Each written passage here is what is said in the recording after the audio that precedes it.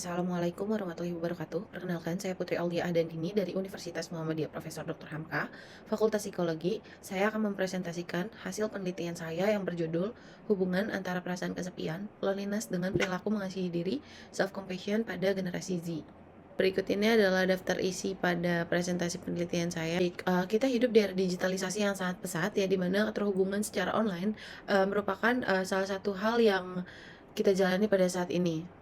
Keterhubungan secara online ini sangat tinggi bagi para generasi Z. Kaum generasi Z ini, mereka yang melekatkan digitalisasi, yang merupakan generasi yang lahir pada tahun 1995 hingga tahun 2010, yang berkisar dengan rentang usia 12 tahun hingga 28 tahun. Meskipun generasi Z memiliki keterikatan yang sangat kuat dengan digitalisasi dan juga media sosial seperti TikTok, Instagram, YouTube, dan berbagai macam media sosial yang ada pada saat ini. Meskipun mereka memiliki keterikatan yang sangat kuat, mereka justru memiliki kecenderungan atau perasaan mengalami kesepian, yang dimana para generasi Z ini merasakan kesepian. Menurut survei dari Cigna pada tahun 2018, di mana para generasi Z ini menunjukkan perasaan kesepian dengan skala sebesar 73%. Generasi Z ini merasakan kesepian lebih tinggi dibandingkan generasi lainnya, karena kesepian ini dapat berdampak serius pada gangguan kesehatan yang mengakibatkan gangguan psikologis dan juga kesehatan fisik para penderita atau seseorang yang mengalami kesepian ini, seperti peningkatan resiko gangguan kardiovaskular dan juga insomnia. Salah satu cara yang dapat dikatakan mampu untuk mengatasi dalam ranah positif, untuk mengatasi kesepian, yaitu self compassion, yang dimana seseorang itu dapat mengatasi masalah dengan cara mencintai diri sendiri untuk menyelesaikan masalah. Maksudnya adalah individu ini mampu membantu keluar dari masalahnya dengan cara yang positif, seperti sikap mencintai diri sendiri. Terdapat 3 komponen utama menurut Nerve tahun 2003, di mana komponen utama dari self compassion ini adalah self kindness, common humanity, dan juga mindfulness, yang dimana self kindness merupakan kebaikan pada diri, common humanity adalah perasaan sadar bahwa penderitaan yang mereka alami merupakan sebagian dari hidup mereka, dan juga mindfulness sebagai kesadaran terhadap pengalaman diri. Berdasarkan literatur sebelumnya atau peneliti sebelumnya, terdapat kesenjangan atau perbedaan hasil dari penelitian yang telah dilakukan, yang dimana pada peneliti pertama, yaitu Tia Stingrom dan Kusumiati, menunjukkan bahwa adanya hubungan negatif yang signifikan antara self compassion dengan kesepian pada wanita dewasa awal yang menjalani hubungan jarak jauh. Namun ada perbedaan hasil dengan peneliti lainnya, yaitu penelitian yang dilakukan oleh Hidayati pada tahun 2020. Penelitian ini menunjukkan bahwa tidak adanya hubungan dari kedua variabel tersebut. Di penelitian ini, ia melakukan subjek kepada remaja perempuan di pondok pesantren. Karena perbedaan hasil dari kedua penelitian tersebut, maka penelitian ini saya lakukan untuk meneliti lebih dalam lagi apakah terdapat hubungan antara self compassion dengan loneliness pada generasi Z. Oke, selanjutnya rumusan masalah yang saya angkat dari penelitian ini adalah adakah hubungan yang signifikan antara kesepian dengan perilaku mengasihi diri atau self compassion pada generasi Z. Tujuan saya untuk melakukan penelitian ini adalah untuk mengidentifikasi hubungan yang signifikan antara kesepian dan juga loneliness dengan perilaku mengasihi diri atau self compassion pada generasi Z. Manfaat pada penelitian ini diharapkan dapat menjadi bermanfaat untuk penelitian selanjutnya atau peneliti di masa depan. Manfaat penelitian ini baik secara teoritis maupun praktis. Manfaat secara teoritis, penelitian ini diharapkan dapat berkontribusi pada bidang psikologi klinis untuk menambah wawasan peneliti di masa depan mengenai hubungan antara self compassion dengan loneliness pada generasi Z atau yang dialami oleh para generasi Z. Nah, sedangkan manfaat praktis dalam penelitian saya itu diharapkan dapat mendorong atau membantu generasi Z untuk mengembangkan self compassion sebagai cara untuk menghadapi kesepian atau loneliness tersebut, dan juga dapat diharapkan bahwa generasi Z ini dapat belajar untuk menerapkan sikap pengertian dan cinta kasih kepada diri sendiri, yang membantu mereka lebih merasakan nyaman dalam menghadapi masalah-masalah yang ada di hidup mereka. Dan juga dapat diharapkan peneliti ini dapat berguna sebagai bahan evaluasi bagi peneliti selanjutnya dan generasi Z itu sendiri. Selanjutnya itu ada kajian teori, yang dimana pertama, pada loneliness merupakan suatu kondisi emosional yang timbul saat seseorang merasakan bahwa hubungan sosial yang dimilikinya tidak sesuai dengan harapannya. Hal-hal ini biasa terjadi ketika seseorang, memiliki ekspektasi yang berlebihan ketika menjalani hidup, bisanya seseorang untuk berbaur dengan lingkungan sekitarnya. Seseorang ini ketika mengalami kesepian, biasanya timbul karena, pengalaman subjektif diri seseorang. Individu dengan kecenderungan kesepian ini biasanya memiliki ciri-ciri seperti, memiliki rasa sedih, perasaan kosong, dan perasaan rindu. Ada kemungkinan, seseorang yang mengalami kesepian ada kemungkinan seseorang dengan perasaan kesepian ini merasakan karena, dia berada jauh dari lingkungan yang dia rasa, sebagai tempat yang aman dan nyaman untuknya. Ketika dia dihadapi dengan suatu kondisi baru atau lingkungan baru, ia merasa kesulitan untuk beradaptasi dengan lingkungan tersebut. Kesepian ini bisa muncul meskipun seseorang itu dikelilingi oleh banyak orang di sekitarnya, karena hal ini, berdasarkan dari pengalaman diri seseorang tersebut atau individu tersebut.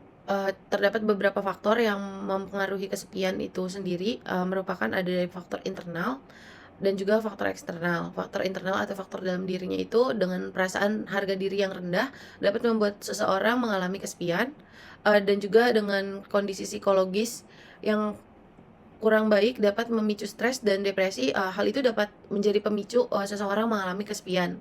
Dan juga dari faktor eksternal atau dukungan sosial yang dimana seseorang dapat mengalami kesepian ketika dia tidak memiliki dukungan sosial yang baik, ketika menjalani kehidupan.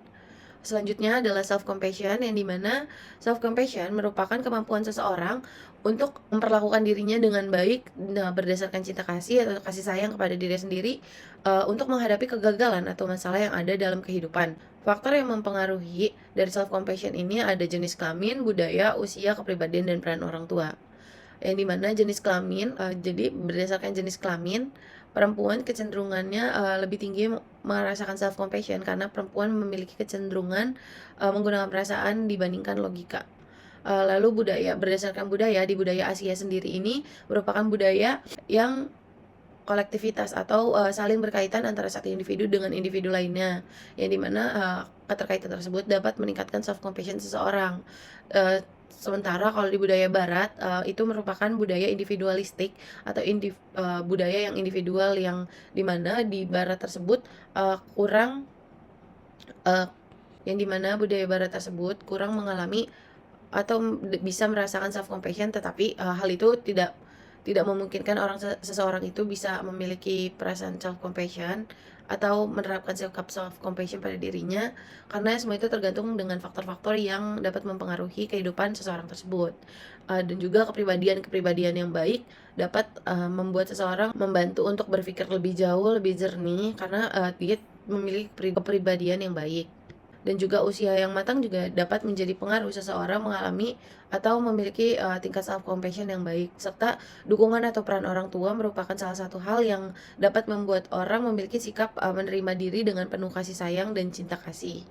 Selanjutnya itu hipotesis yang saya ajukan pada penelitian ini ialah, adakah hubungan yang negatif signifikan antara perasaan kesepian atau loneliness dengan perilaku mengasihi diri, atau self compassion pada generasi Z. Lalu untuk yang saya ambil adalah tidak ada hubungan yang signifikan antara perasaan kesepian dengan perilaku mengasihi diri, self compassion pada generasi Z. Berdasarkan hasil penelitian saya, dapat dilihat bahwa terdapat hubungan signifikan antara perasaan kesepian dengan, perilaku mengasihi diri kepada generasi Z. Berikut, datanya dilakukan, dengan menggunakan jenis penelitian kuantitatif, dengan menggunakan populasi dan sampel, generasi Z dengan rentang usia 12 hingga 28 tahun. Selain itu juga, mencari seseorang yang merasakan kesepian dan seseorang yang bersedia untuk mengisi kuesioner tersebut.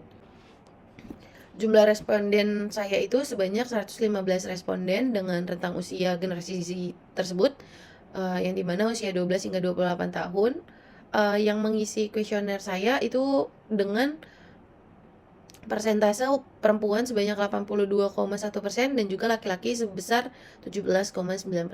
Teknik pengambilan sampel yang saya lakukan di penelitian saya ini dengan cara purposive sampling, dan juga, teknik pengumpulan data pada penelitian saya ini dengan cara, melalui kuesioner dengan menggunakan Google Form yang saya bagikan di media sosial seperti WhatsApp, Instagram, dan, berbagai platform media sosial yang saya gunakan. Teknik pengolahan datanya itu dengan cara uji person correlation atau korelasi person, menggunakan software SPSS untuk mengolah data yang saya lakukan. Instrumen penelitian, atau independent variable saya ialah loneliness. Pada variabel ini saya menggunakan, alat ukur ULS-8 atau short dari, versi UCLA Loneliness Scale yang dikembangkan oleh Hayes dan Di Matteo pada tahun 1987 berdasarkan skala asli dari Russell pada tahun 1978. Pada alat ukur ini terdiri dari satu aspek dengan jumlah 8 item di dalamnya dengan menggunakan skala tipe Likert sebagai untuk mengukur intensitas perasaan pada alat ukur ini, yang dimana skala Likert 1 merupakan sangat tidak sesuai dengan sampai skala Likert 4 yaitu sangat sesuai dengan kondisi responden. Alat ukur ini memiliki validitas sebesar 0,71 hingga 1,77 dengan Rush Model Item Fit.